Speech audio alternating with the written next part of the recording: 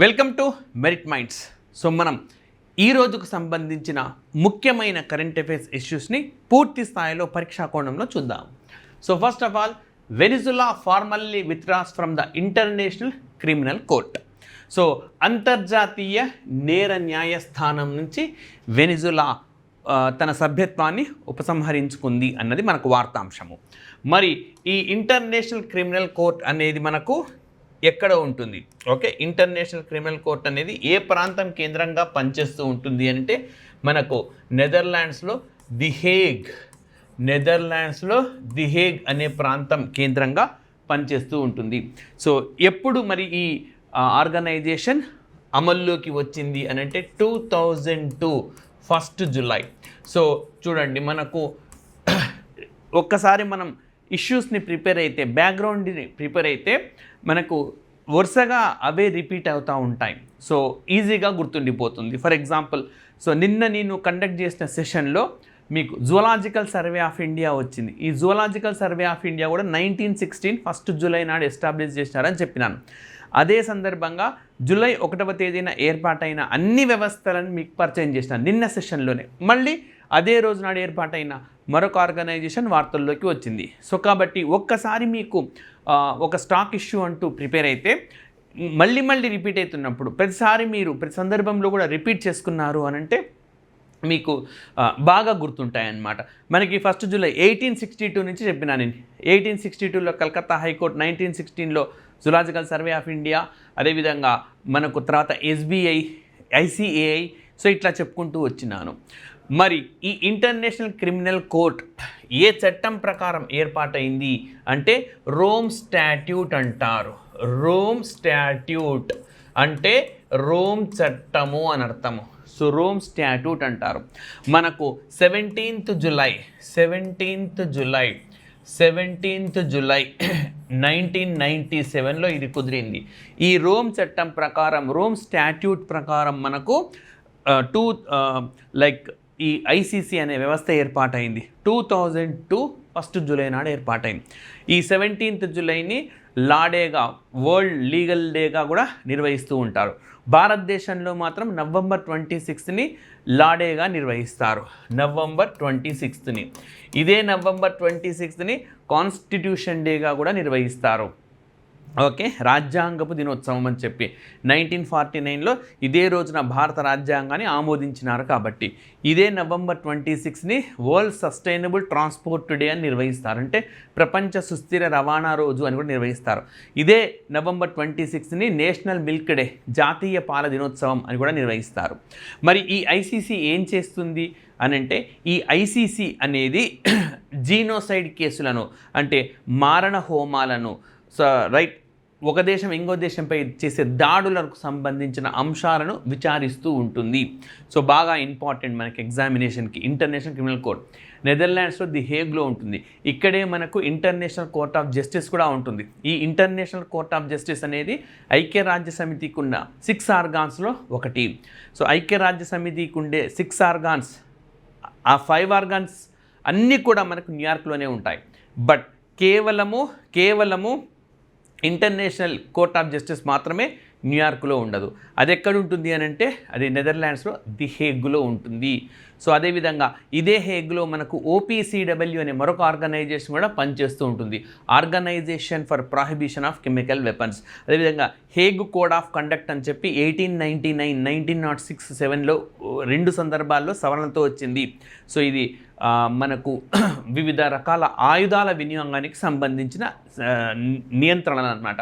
Next ఎప్పుడైనా సందర్భం వచ్చినప్పుడు వాటిని మీకు తెలియజేస్తాను. మీ రెగ్యులర్గా ఈ సెషన్స్ క్లాసెస్ కానీ ఫాలో అయితే మీరు ఏ కాంపిటేటివ్ ఎగ్జామినేషన్ రాసినా సరే ఖచ్చితంగా ఇందులోంచి మీకు కరెంట్ అఫైర్స్ పార్ట్ నుంచి 90% క్వశ్చన్స్ అనేవి అపియర్ అవుతాయి. ఇవి మాత్రమే కాకుండా history, polity, economy depth background తోటి అందిస్తాం. కాబట్టి మీరు ఆ పేపర్లో వచ్చేవి కూడా, ఆ క్వశ్చన్స్ కూడా అటెంప్ట్ చేసే సామర్థ్యాన్ని సంతరించుకుంటారు. అదేవిధంగా మెరిట్ మైండ్స్ మ్యాగజైన్ కూడా ఈ కంటెంట్ అంతటితోటి మీకు ప్రతి నెల మీ ముందు ఉంటుంది.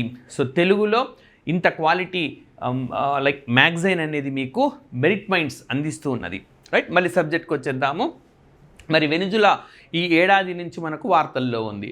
సో ఈ వెనిజులా అప్పటి అధ్యక్షుడు నికోలస్ మదురోను అమెరికా జనవరి నెలలోనే అరెస్ట్ చేసేసింది.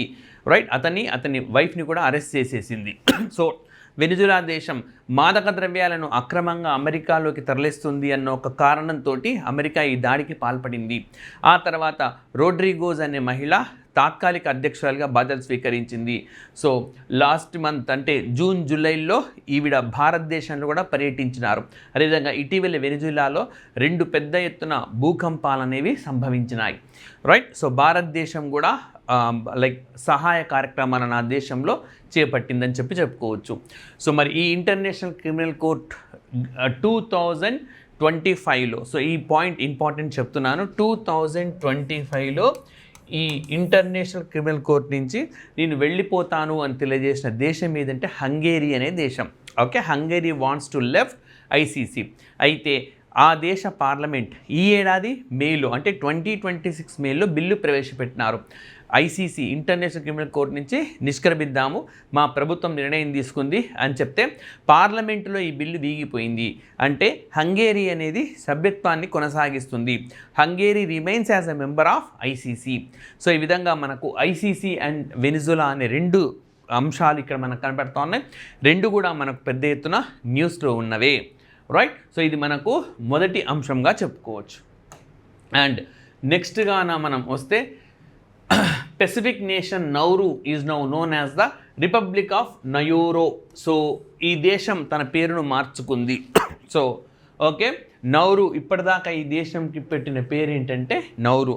అయితే రైట్, నయేరో అని పేరును మార్చుకున్నది. సో ఇటీవల కింద పేర్కొన్న ఏ దేశం తన పేరును మార్చుకుంది అని చెప్పి అడిగితే ఓకే నౌరు. అయితే ఇంతకుముందు కూడా ఇది రిపబ్లిక్గానే ఉంది. సో రిపబ్లిక్ అంటే ఏంటంటే గణతంత్రము. Head of the state elect అయితే అంటే రాజ్యాధినేత ఎన్నికవుతే ఆ సిస్టమ్ని మనం ఏమంటామంటే గణతంత్రము అంటాము, రిపబ్లిక్ అని అంటాం అన్నమాట. Right, so Pacific nation. So మనకి ఆస్ట్రేలియా న్యూజిలాండ్కు సమీపంలో పెసిఫిక్ ఐలాండ్ కంట్రీస్ అని చెప్పి ఉంటాయన్నమాట. సుమారుగా మనకు 14 దేశాలు ఉంటాయి. ఓకే, ఆల్మోస్ట్ 14 కంట్రీస్ అన్నమాట.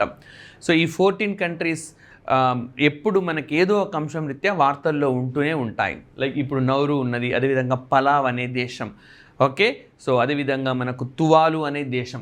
ఈ పలావ్ అనే దేశంలో ఆ దేశ అధ్యక్షుడు ఒక స్విమ్మర్ తోటి, ఒలింపిక్ విజేత అయిన స్విమ్మర్ తోటి ఈ ఏడాది ఒక ఇంటర్వ్యూ నిర్వహించినారు, నీటి లోపల ఇంటర్వ్యూ నిర్వహించినారు. ఇందుకోసం లైఫై టెక్నాలజీ అనేది ఉపయోగించారు. Okay, Li-Fi technology, light fidelity అంటారు.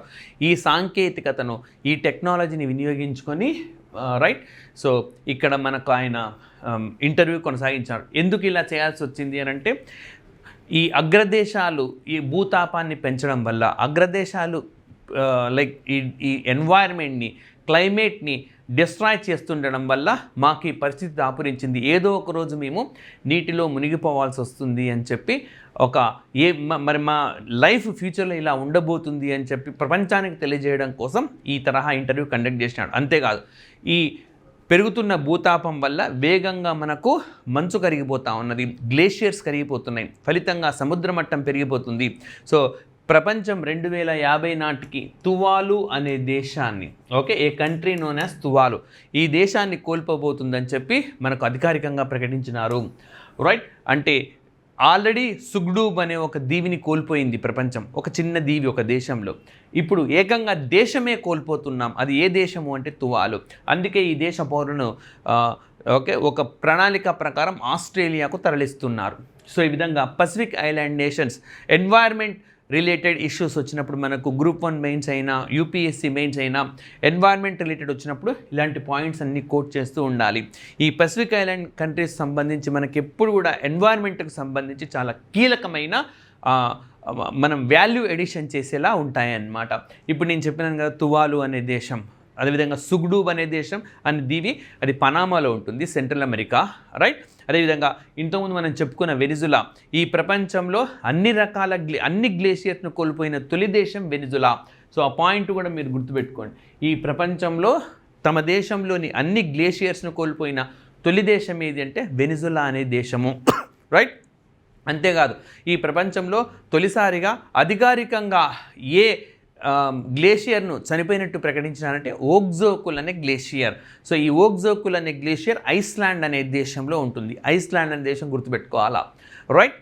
అండ్ ఈ వెనిజులా అనే దేశము మనకు 2025లో అన్ని గ్లేషియర్స్ను కోల్పోయిందనమాట. సో 2025ని యునైటెడ్ నేషన్స్ ఆర్గనైజేషన్స్ ఏమని ప్రకటించింది అని అంటే right, international year of glaciers, international year of cooperatives అని ప్రకటించింది. అంటే గ్లేషియర్స్ అని ఏ సంవత్సరం అయితే ప్రకటించిందో ఆ సంవత్సరమే వెనిజులా అన్ని గ్లేషియర్స్ను కోల్పోయింది 25లోనే. ఆ సంవత్సరమే తువాలు అనే దేశానికి రాబోతున్న ప్రమాదాన్ని గుర్తించినారు, రైట్. సో ఇవి మనకు ఓకే, మీరు సివిల్స్ అయినా ఎక్కడైనా ఉపయోగపడే కంటెంట్ అనమాట. సో పెసిఫిక్ నేషన్ నౌరు ఇక నుంచి పేరు మారుతుంది. మరి మన దేశంలో ఇటీవలి కాలంలో ఏ రాష్ట్రం తన పేరును మార్చాలని చెప్పి నిర్ణయించుకుందంటే కేరళ రాష్ట్రం. కేరళంగా మారబోతున్నది. ఓకే, కేరళంగా మారబోతున్నది, రైట్. సో ఆ మేరకు ఇప్పుడు కాంగ్రెస్ ప్రభుత్వం ఉన్నది కేరళలో. గత ప్రభుత్వమే తీర్మానాన్ని ఆమోదించి కేంద్రానికి పంపింది. కేంద్ర క్యాబినెట్ కూడా ఆమోదించింది. సో అతి త్వరలో ఆర్టికల్ 3 ప్రకారం అక్కడ బిల్లును ప్రవేశపెట్టి ఆ రాష్ట్రం పేరును మారుస్తారు, రైట్. అండ్ నెక్స్ట్ వచ్చేసి మనకు సుప్రీంకోర్టు, రైట్, ఒక కీలకమైన జడ్జిమెంట్ అనేది ఇచ్చింది. సారీ, ఇది జడ్జిమెంట్ కాదు. సో గతంలో పార్లమెంట్ చేసిన చట్టాన్ని ఒక కోర్టులో సవాల్ చేసినారు. సో బాగా ఇంపార్టెంట్ ఎగ్జామినేషన్కి చూడండి. సెంట్రల్ ఆర్మ్డ్ పోలీస్ ఫోర్సెస్, వీటికి సంబంధించిన సమగ్ర సమాచారాన్ని మనం ఈరోజు తెలుసుకుందాం. సెంట్రల్ ఆర్మ్డ్ పోలీస్ ఫోర్స్ అని అంటున్నాం. Central armed police force. So దీనికి సంబంధించి ఒక చట్టాన్ని మన భారత పార్లమెంట్ ఏప్రిల్లో చేసింది. సో ఆస్పిరెంట్స్కి ఈ చట్టంలోని అంశాలేంటి అని చెప్పి అడిగే అవకాశం ఉన్నది. సో చాలా చాలా ఇంపార్టెంట్. సో ఈ చట్టానికి గతంలో ఎప్పటి నుంచో ఉంది ఈ చట్టం. ఈ చట్టానికి ఏప్రిల్లో సవరించింది, రైట్. ఈ సవరించిన చట్టాన్ని ఇప్పుడు కోర్టులో సవాల్ చేసినారు. దీనికి సంబంధించి సుప్రీంకోర్టు కేంద్రాన్ని వివరణ కోరింది. అది టాపిక్ మనకు. మరి అసలు చట్టం ఏం చేశారు, ఎందుకు సిఏపిఎఫ్ బలగాలు ఈ చట్టాన్ని వ్యతిరేకిస్తున్నాయి? సో ఇది చూద్దాం. మనకు ఈ సిఏపిఎఫ్ అంటే ఏంటి అన్నీ కూడా నేను మీకు చెప్తాను. సెంట్రల్ ఆర్మ్డ్, మనం చెప్పుకునే అసోం రైఫిల్స్ కానీ, సిఆర్పిఎఫ్ కానీ, సిఐఎస్ఎఫ్ కానీ, సశస్త్ర సీమాబల్ కానీ, వీటన్నిటినీ ఎప్పుడు ఏర్పాటు చేశారు, ఎవ్రీథింగ్ నేను చెప్తాను ఈ సెషన్లో. సో ఈ సెంట్రల్ ఆర్మ్డ్ పోలీస్ ఫోర్సెస్లో ఐజీ క్యాడర్ వ్యక్తులు, additional director general, additional director general, special director general and director general, ఈ పోస్టులన్నీ సిఏపిఎఫ్లో రిక్రూట్మెంట్ అయ్యి సో ప్రమోషన్ వచ్చే కొద్దీ వీళ్ళు ఆ హోదాలను పొందుతూ ఉంటారనమాట, రైట్. సో ఇది జరుగుతుంది. అంటే ఈరోజు ఒక పొజిషన్లో జాయిన్ అయిన వాడు పదోన్నతి పొంది ప్రమోషన్ పొంది నెక్స్ట్ ప్లేస్కి వెళ్తాడు. అట్లా ఐజీ కావచ్చు, కొందరు తమ కెరీర్ని యంగ్ ఏజ్లో సెలెక్ట్ అయినారనుకోండి ఐజీ దాకా వెళ్తారు. అడిషనల్ డైరెక్టర్ జనరల్ అవుతుంటారు, స్పెషల్ డైరెక్టర్ జనరల్ అవుతూ ఉంటారు. సో అంటే నేను ఉన్నత స్థానానికి వెళ్ళాలి అన్న లక్ష్యం ప్రతి సిఏపిఎఫ్లో కనిపిస్తుంటుంది. అయితే ఇప్పుడు కేంద్ర ప్రభుత్వం పార్లమెంట్ ఏం చేసింది అని అంటే ఐజీ ప్లేస్లలో 50%, మొత్తం 100 పోస్టులు ఉంటే అందులో 50%. అదేవిధంగా అడిషనల్ డైరెక్టర్ జనరల్ పోస్టులు 100 ఉంటే అందులో 67. అండ్ అదేవిధంగా స్పెషల్ డైరెక్టర్ జనరల్ ఈ పోస్టులకు ఐపీఎస్ ఆఫీసర్లను నియమించాలని చెప్పి నిర్ణయించింది డిప్యుటేషన్ పైన. చూడండి, the law says that 50% of the total post in the rank of IG. Okay, so IG హోదాలో ఉండే అన్ని పోస్టులలో కనీసం 50 పోస్టులు, అదేవిధంగా అడిషనల్ డైరెక్టర్ జనరల్గా ఉండే మొత్తం పోస్టుల్లో కనీసంగా 67 పోస్టులు, అదేవిధంగా special director general and director general పోస్టులు, ఇవన్నీ ఐపీఎస్ ఆఫీసర్లతోటి డిప్యుటేషన్పై నియమించాలి అని చెప్పి నిర్ణయించినారు. అంటే చూడండి, గతంలో ఒక 100 పోస్టులు ఐజీ ఉన్నాయనుకోండి, 100 పోస్టులు కూడా సిఏపిఎఫ్లో ఎగ్జామ్ రాసి సెలెక్ట్ అయ్యి చాలా కాలం పనిచేసిన వాళ్ళకే 100 పోస్టులు దక్కేవి. ఓకే, కానీ ఇప్పుడు ఏమంటున్నారు, ఓకే ఈ నెంబర్ ఉదాహరణకు చెప్తున్నాను, 50 మాత్రమే వాళ్ళకి ఇస్తారు, మరొక 50 ఐపీఎస్ ఆఫీసర్లకు దక్కుతాయన్నమాట, రైట్. డిప్యుటేషన్ పైన వచ్చి వెళ్తారు. సో అంటే సిఏపిఎఫ్లో జాయిన్ అయిన వాళ్లకు కోతబడింది, 50 పోస్టుల మేర కోతబడింది. ఇది వాళ్ళు వ్యతిరేకిస్తున్నారు. సో మాకు రావాల్సిన పోస్టులు అవి, సో అవి ఓకే ఐపీఎస్లకు ఎలా ఇస్తారు అని చెప్పి ప్రశ్నిస్తున్నారు. ఇది పార్లమెంట్ చేసిన చట్టం కాబట్టి దీన్ని సమీక్షించాలి, ఇందులో రాజ్యాంగ ఉల్లంఘన ఉన్నది, రైట్. సో మాకు రావాల్సిన కొలువులు ఇవి, ఆర్టికల్ 14 ఉల్లంఘనకు గురవుతుంది ఈ చట్టం వల్ల అని చెప్పి వాళ్ళు కోర్టుకు వెళ్ళారు. ఇప్పుడు కోర్టు ఏం చేసింది అని అంటే వివరణ కోరింది. మరి ఇందులో క్వశ్చన్స్ ఏమంటాయంటే సిఏపిఎఫ్లో 7 బలగాలు ఉంటాయి మనకు, అయితే ఇవి అన్నిటికీ వర్తించవు. క్వశ్చన్ ఏమొస్తుందంటే ఈ చట్టం దేనికి వర్తిస్తుంది, ఏ సిఏపిఎఫ్కు వర్తిస్తుంది, ఏ సిఏపిఎఫ్కు వర్తించదు అని అడుగుతారు. సో చూడండి ఇది దేనిలో వర్తిస్తుంది అంటే సిఆర్పిఎఫ్కు వర్తిస్తుంది, బిఎస్ఎఫ్కు వర్తిస్తుంది, సిఐఎస్ఎఫ్కు వర్తిస్తుంది, ఐటీబీబీకి వర్తిస్తుంది, ఎస్ఎస్బికి సశస్త్ర సీమాబల్. కాబట్టి 5ంటికి అప్లై అవుతుంది, 2ంటికి అప్లై కాబట్టి అవి గుర్తుపెట్టుకోవాలి, అసోం రైఫిల్స్ అండ్ ఎన్ఎస్జి. ఇంకా ఈజీ ఏంటంటే మొత్తం ఈ సిఏపిఎఫ్లో ఫస్ట్ ఎస్టాబ్లిష్ చేసింది అసోం రైఫిల్స్, దానికి వర్తించదు. చివరన ఎస్టాబ్లిష్ చేసింది ఎన్ఎస్జి, దానికి వర్తించదు. ఫస్ట్ లాస్ట్కు వర్తించదు, ఓకే. మొదటి దానికి వర్తించదు, చివరి ఏర్పాటు చేసిన దానికి వర్తించదు, మధ్యలో అన్నింటికి వర్తిస్తుంది. మీరు ఈజీగా గుర్తుపెట్టుకోవచ్చు. మరి అసలు నాకు ఏవి ఎప్పుడు ఎస్టాబ్లిష్ చేసినారు తెలియని కూడా తెలియదు కదా అంటే అలాంటి వాళ్ళ కోసమే మనం ఇక్కడి సమాచారాన్ని ఇచ్చినాం. సో ఫస్ట్ ఆఫ్ ఆల్ చూడండి, అసోం రైఫిల్స్ని 1835లో ఎస్టాబ్లిష్ చేశారు. అసలు బ్రిటిష్ పూర్తిగా భారతదేశాన్ని ఇంకా ఆక్రమించుకోక మునిపే వచ్చేసింది ఇది. అదేవిధంగా ఇంకా సిపాయి ముట్టిని కూడా జరగలేదు మనకు అప్పటికి, ఓకే. సో 1835లో అయితే మొట్టమొదటి దీని పేరు కచార్ లేవీ. సో కచార్ లేవీ అనే పేరుతో ఏ సిఏపిఎఫ్ ఉండింది అని చెప్పి అడుగుతారనుకోండి, అసోం రైఫిల్స్. మొత్తం సిఏపిఎఫ్లో మొట్టమొదటి ఎస్టాబ్లిష్ చేసింది ఏది అని అనుకోండి, అసోం రైఫిల్స్ని ఎప్పుడు ఎస్టాబ్లిష్ చేశారు 1835లో. నెక్స్ట్ సిఆర్పిఎఫ్ 1939లో ఎస్టాబ్లిష్ చేశారు, 1939. Indo Tibetan border police October 1962లో ఎస్టాబ్లిష్ చేశారు. సశస్త్ర సీమా బల్ 1963లో ఏర్పాటు చేశారు. బార్డర్ సెక్యూరిటీ ఫోర్స్ 1965లో, సిఐఎస్ఎఫ్ 1969లో, నేషనల్ సెక్యూరిటీ గార్డ్ 1986లో. ఇప్పుడు ఇక్కడ ఐజీ అండ్ అదర్ పోస్టులలో ఐపీఎస్లకు ఇవ్వాలన్నది దీనికి వర్తించదు, మొదటి దానికి వర్తించదు, చివరి దానికి వర్తించదు, మిగతా అన్నిటికీ వర్తిస్తాయి, రైట్. మనకు ఈ 1835 అనేది మెకాలయ్ ఎడ్యుకేషన్ సిస్టమ్ దాదాపుగా అప్పుడే మనకు ప్రారంభమైంది, ఓకే. ఇంగ్లీష్ని ఒక మాధ్యమంగా ప్రవేశపెట్టినారు, రైట్. స్వాతంత్రానికి ముందు ఆ ఎడ్యుకేషన్ పాలసీ చాలా కీ రోల్ మనకు ప్లే చేసింది. 1939లో సుభాష్ చంద్రబోస్ ఐఎన్సీ అధ్యక్షుడిగా ఆయన ఎన్నికై రాజీనామా చేసినారనమాట 1939లో. అదే సంవత్సరం మనకు సిఆర్పిఎఫ్ ఏర్పాటైంది. దీని మొట్టమొదటి పేరు crown representatives police, right. Crown representative police అని ఉండింది, ఇప్పుడు సెంట్రల్ రిజర్వ్ పోలీస్ ఫోర్స్గా మారింది. Next Indo Tibetan border police 1962లో. సో మీరు జాగ్రత్తగా గమనించండి, 1962లో చైనాతో యుద్ధం వచ్చింది కాబట్టి చైనా సరిహద్దును సంరక్షించడం కోసం ఈ ప్రత్యేకంగా ఏర్పాటు చేశారు. ఇదే 1962లో అప్పటి ప్రభుత్వం ఇంకోస్పార్ను ఎస్టాబ్లిష్ చేసింది, అంటే Indian commission for space research అని అర్థం అనమాట. సో ఈ ఇంకోస్పారే మనకు 1969లో ఇస్రోగా మారింది. ఇండో టిబెటన్ బార్డర్ పోలీస్లో ఇంకోస్పార్ అండ్ సిఐఎస్ఎఫ్ 1969 అప్పుడు ఇస్రో. ఈ రెండింటికి ఆ లింక్ని గుర్తుపెట్టుకోండి. సో ఇట్లాగే ఉంటే చాలా అంశాలను మీకు ఒకదాన్ని తట్టినప్పుడు ఇంకొక దాన్ని కూడా మనము గుర్తు చేసుకుంటూ ఉండాలి. 1962 ఈ అక్టోబర్ 24th నాడు మనకు యుఎన్ఓ ఏర్పాటైన సంవత్సరము. ఇది వరల్డ్ పోలియో డేగా కూడా మనం చేస్తాం October 24th, right. So Sashastra Seema Bal 1963లో establish అయింది. మరి 1963లో భారతదేశంలో మొట్టమొదటిసారిగా తుంబా ఈక్వెటోరియల్ రాకెట్ లాంచింగ్ స్టేషన్ నుంచి మనం తొలి రాకెట్ను భారత్ ప్రయోగించింది, ఓకే, 1963లోనే. అదే సంవత్సరం సశస్త్ర సీమా బల్ భూటాన్, నేపాల్ దేశాలకు సరిహద్దులుగా వ్యవహరిస్తాయి. బార్డర్ సెక్యూరిటీ ఫోర్స్ 1965లో మనకి ఏర్పాటైంది. సో 1965లో పాకిస్తాన్తో యుద్ధం వచ్చింది కాబట్టి పాకిస్తాన్తో పహారా కాయడానికి ఉపయోగపడుతుంది. అప్పుడు 1965లో ఇంకా బంగ్లాదేశ్ లేదు కాబట్టి అండ్ అక్కడ భారత్కి పాకిస్తాన్ వైపు బంగ్లాదేశ్ వైపు ఈ బలగాలను మోహరించినారు. బీఎస్ఎఫే ఉంటుంది. ఆ తర్వాత బంగ్లాదేశ్ అయింది కాబట్టి ఇప్పుడు ఈ బీఎస్ఎఫ్ అన్నది పాకిస్తాన్ బంగ్లాదేశ్ సరిహద్దుల వద్ద పహారా కాస్తూ ఉంటుంది. 1965లోనే ఏర్పాటైంది. 1965లోనే మనకు ఫుడ్ కార్పొరేషన్ ఆఫ్ ఇండియా కూడా ఏర్పాటైంది. అప్పుడు మనకు భారత ప్రధానమంత్రిగా లాల్ బహదూర్ శాస్త్రి ఉన్నారు. సో ఆయన సమయంలో బీఎస్ఎఫ్ ఏర్పడింది.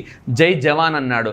ఫుడ్ కార్పొరేషన్ ఆఫ్ ఇండియా ఏర్పడింది. జై కిసాన్ అన్నాడు. జై జవాన్ జై కిసాన్ అనే నినాదం మనకు లాల్ బహదూర్ శాస్త్రిదే. దానికి జై విజ్ఞాన్ అన్న పదాన్ని చేర్చింది అటల్ బిహారీ వాజ్పేయి. జై జవాన్ జై కిసాన్ జై విజ్ఞాన్ అన్నారు. అదేవిధంగా మనకు నరేంద్ర మోడీ వాటికి జై అనుసంధాన్ చేర్చినారు. జై జవాన్ జై కిసాన్ జై విజ్ఞాన్ జై అనుసంధాన్గా మారింది. అదేవిధంగా సెంట్రల్ ఇండస్ట్రియల్ సెక్యూరిటీ ఫోర్స్ 1969లో ఏర్పడింది. ఇదే సంవత్సరం 14 బ్యాంకులను జాతీయం చేసినారు. ఇదే సంవత్సరం మనకు ఇస్రో ఏర్పాటైంది. ఓకే, ఇదే సంవత్సరం దాదాసాహెబ్ ఫాల్కే అవార్డుని ఇంట్రడ్యూస్ చేసినారు. ఇదే సంవత్సరం మనకు నోబెల్ ప్రైజ్ ఎకానమీని ఇంట్రడ్యూస్ చేసినారు. ఇదే సంవత్సరం మనకు Tata atomic power station establish అయింది. భారతదేశంలోనే మొట్టమొదటిసారిగా ప్రైవేట్ రంగంలో ఒక అణు రియాక్టర్ అన్నమాట. అది ఎన్ఎస్జి మనకు 1986లో ఏర్పాటైంది. చట్టం పాస్ అయింది 1984-85లోనే, బట్ ఎస్టాబ్లిష్ చేసింది పూర్తి స్థాయిలో 1986లో. ఇదే 1986లో రెండో విద్యా విధానం వచ్చింది. ఇదే 1986లో పర్యావరణ పరిరక్షణ చట్టం వచ్చింది. ఇదే 1986లో మనకు బాల కార్మిక వ్యవస్థ నిర్మూలన చట్టం అనేది వచ్చింది. ఇదే 1986లో నేషనల్ క్రైమ్ రికార్డ్ బ్యూరో అనేది ఏర్పాటైంది. రైట్, సో బాగా ఇంపార్టెంట్ అనమాట. సో ఈ ఆర్డర్ని గుర్తుపెట్టుకోండి. Put the following CAPF in chronological order. So మీరు బైహార్ట్ చేయాల్సిన అవసరం లేదు. First Assam rifles, last NSG ఎందుకు? ఉగ్రవాదుల దాడులను ఎదుర్కోవడానికి కోసం. 1984లో ఇందిరాగాంధీ గారు మరణించినారు కాబట్టి ఉగ్రవాదులను సమర్థంగా ఎదుర్కోవడం కోసం ఏర్పడింది. గుర్తుండిపోతుంది. ఆ తర్వాత మీరు ఏం చేయాలి? 1939 ఒకటి గుర్తుపెట్టుకోండి. అప్పుడు రెండవ ప్రపంచ యుద్ధం కాబట్టి క్రౌన్ని కాపాడాలి కాబట్టి క్రౌన్ పోలీస్ ఫోర్స్ ఏర్పడింది. క్రౌన్ రిప్రజెంటేటివ్ పోలీస్ ఏర్పడింది. అట్లా గుర్తుపెట్టుకోండి. Okay, CRPF. సో ఆ తర్వాత 62లో చైనా యుద్ధం వచ్చింది కాబట్టి ఇండో టిబెటన్. ఇంకెందుకైనా మంచిది నేపాల్, భూటాన్లో మన పైన తిరుగుబాటు చేయకుండా సశస్త్ర సీమాబల్. ఆ తర్వాత పాకిస్తాన్తో వచ్చింది కాబట్టి BSF. ఆ తర్వాత ఇండస్ట్రీస్ను కాపాడుకోవడం కోసం CISF. అట్లా ఈజీగా గుర్తుపెట్టుకోండి. రైట్, అండ్ నెక్స్ట్ వచ్చేసి మనకు నెక్స్ట్ న్యూస్ ఇష్యూ. మరి 5,500 కోట్లతోటి భారతదేశంలోనే మొట్టమొదటిసారిగా టెలికాం మ్యానుఫ్యాక్చరింగ్ జోన్ను గ్వాలియర్లో ఏర్పాటు చేయబోతా ఉన్నారు. మధ్యప్రదేశ్లోని గ్వాలియర్లో. ఇప్పటి వరకు భారతదేశంలో మనకు టెలికాం మ్యానుఫ్యాక్చరింగ్ జోన్, టెలికాం తయారీ మండలం అనేది లేదు. సో టెలిఫోన్ సెక్టార్కు అవసరమైనవన్నీ కూడా ఇక్కడ తయారు చేస్తూ ఉంటారు. గ్వాలియర్ అనేది మనకు మధ్యప్రదేశ్లో ఉంటుంది. రైట్, యునెస్కోకు సంబంధించిన క్రియేటివ్ సిటీస్ లిస్టుల్లో ఇది కూడా ఉంటుంది. సో భారతదేశం నుంచి 9 నగరాలకు ఇందులో స్థానం ఉన్నదన్నమాట. ఇందులో మ్యూజిక్ అనే విభాగంలో గ్వాలియర్కు చోటు ఉంది. సో ఈ మ్యూజిక్ అనే విభాగంలో వారణాసికి చోటు ఉన్నది, అదేవిధంగా చెన్నైకి చోటు ఉంది, గ్వాలియర్కు కూడా చోటు ఉంది. సో అదొక విభాగాలు ఉంటాయన్నమాట. యునెస్కో క్రియేటివ్ అంటే సృజనాత్మక నగరాల జాబితా అన్నమాట ఇది. సో అందులో గ్వాలియర్కు కూడా మ్యూజిక్ అనే కేటగిరీలో చోటున్నది. అదేవిధంగా లిటరేచర్ అనే విభాగంలో కోజికోడ్కు చోటున్నది. లిటరేచర్ విభాగంలో చోటు దక్కించుకున్న ఏకైక నగరం కోజికోడ్. ఫిల్మ్ అనే కేటగిరీలో ముంబైకి చోటు ఉంది. ఫిల్మ్ అనే కేటగిరీలో చోటు సంపాదించుకున్న ఏకైక నగరం ముంబై. అయితే మనకు గ్యాస్ట్రానమీ అని ఉంటుంది. అంటే ఏదైనా ఒక వంట ఒక పాపులర్ అయితే ఒక ఫుడ్ ఐటమ్కు బాగా ప్రాచుర్యాన్ని కలిగి ఉంటే దాన్ని కూడా పరిగణిస్తారనమాట. సో ఆ విధంగా గ్యాస్ట్రానమీ అంటారు. గ్యాస్ట్రానమీలో లక్నో, హైదరాబాద్లు కూడా ఉన్నాయి. అదేవిధంగా క్రాఫ్ట్స్ విభాగంలో జైపూర్ ఉన్నది, శ్రీనగర్ కూడా ఉన్నది. సో ఈ విధంగా క్రియేటివ్ సిటీస్ లిస్ట్లో మన భారతదేశం నుంచి 9 నగరాలు ఉన్నాయి. అందులో గ్వాలియర్ కూడా ఉంది. గ్వాలియర్ ఏ విభాగంలో ఉందంటే మ్యూజిక్ విభాగంలో ఉంది. రేపొద్దున ఎగ్జామ్లో అడగొచ్చు గ్వాలియర్కు సంబంధించి కింది వాటిలో సరైనది ఇది. మ్యూజిక్ అనే విభాగంలో ఉంది యునెస్కోలో. ఇక్కడ టెలిఫోన్ మ్యానుఫ్యాక్చరింగ్ జోన్ ఏర్పడింది, భారతదేశంలో మొట్టమొదటిది. అట్లా కూడా అడగవచ్చు. రైట్, సో ఇది మనకు అంశం. And next WHO, world health organization. So science and టెక్నాలజీకి రిలేటెడ్గా చెప్పుకోవచ్చు. ప్రపంచ ఆరోగ్య సంస్థ April 7, 1948 ఏర్పాటైంది. April 7, 1948. సో అందుకే ప్రతి సంవత్సరం ఏప్రిల్ 7ని మనకు ప్రపంచ ఆరోగ్య దినోత్సవంగా, వరల్డ్ హెల్త్ డేగా కూడా నిర్వహిస్తారు. ఈ 1948లో హైదరాబాద్ అనే రాజ్యం భారతదేశంలో విలీనమైంది. ఈ 1948లోనే మనకు United nations piece keeping force అనే సంస్థ కూడా ఏర్పాటైంది. మరి ఇప్పుడు ఎందుకు వార్తల్లో ఉందంటే WHOకి సంబంధించి ఒక రీసెర్చ్ వ్యవస్థ ఉంది, international agency for research on cancer, international agency for research on cancer అన్నమాట. సో ఈ వ్యవస్థ ఉన్నది. ఇప్పుడు 3 మెడిసిన్స్ను హైడ్రోక్లోరో థయాజైడ్, అదేవిధంగా ఒరికోనజోల్ అండ్ టాక్రోలిమస్, ఈ మూడింటిని కార్సినోజెనిక్ అని అంటే ఏవైతే మనిషికి క్యాన్సర్ను కలిగిస్తాయో, క్యాన్సర్కు కారకాలు అవుతాయో వాటిని కార్సినోజెనిక్ అంటారు. ఈ మూడింటిని కార్సినోజెనిక్ అని చెప్పి WHO ప్రకటించింది. రైట్. సో కాబట్టి ఈ 3 వినియోగించరాదు. ఇప్పుడు మరి ఈ హైడ్రోక్లోరో థయాజైడ్ అనేది హై బ్లడ్ ప్రెషర్కు వినియోగిస్తున్నారు. సో అధిక రక్తపోటు ఉన్న సందర్భంలో ఒరికానజోల్ని ఫంగల్ ఇన్ఫెక్షన్స్కు చికిత్సకు వినియోగిస్తారు. టాక్రోలిమస్ను immunosuppressant for organ transplants, so organ transplant అప్పుడు ఇమ్యూనో సప్రెసెంట్గా వినియోగిస్తున్నారు. సో మరి వీటి వల్ల క్యాన్సర్ వస్తుంది అని చెప్పి WHO తాజా పరిశోధనలో మనకు బయటపడింది అన్నమాట. రీసెంట్గా కింది వాన్లో వేటిని కార్సినోజెనిక్ అని ప్రకటించారు, కింది వాన్లో కార్సినోజెనిక్ కానిది ఇది. సో అట్లా మనకు క్వశ్చన్స్ వచ్చే అవకాశం అయితే ఉన్నది. రైట్. అండ్ నెక్స్ట్ వచ్చేసి మనకు నాథన్ థామస్.